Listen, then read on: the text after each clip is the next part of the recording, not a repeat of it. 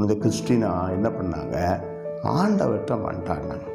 ஆண்டவரே, என்னை 15 முறை பல்வேறு வகையாக என்னை துன்பப்படுத்தி, வேதனைப்படுத்தி, சித்திரவதை பண்ணி எல்லாம் பண்ணாங்க. நீங்கள் என்னை பாதுகாத்தீங்க.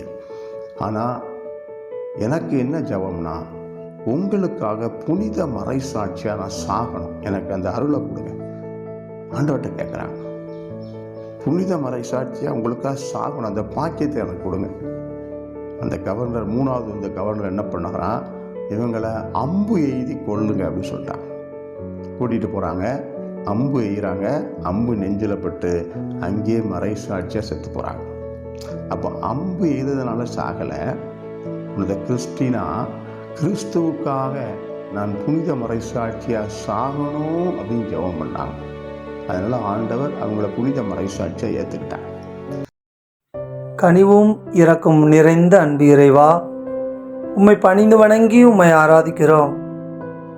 உம் அடியார் புனித கிறிஸ்டினா உம் மீது கொண்டிருந்த அளவிட முடியாத அன்பினால் தம்மையே உமக்காக பலியாக தந்து மகிமைப்படுத்தியது போல நாங்களும் உம்மை மிகுதியாய் அன்பு செய்து வாழ வரம் தர வேண்டுமென நோக்கி மன்றாடுகிறோம். எங்கள் மன்றாட்டுகளை எல்லாம் எங்கள் பரிசுத்த தேவதாய் அன்னை மரியாள் வழியாக நோக்கி மன்றாடுகிறோம் சுவாமி. ஆமேன். இயேசுவுக்கு புகழ், இயேசுவுக்கு நன்றி. மரியே வாழ்க.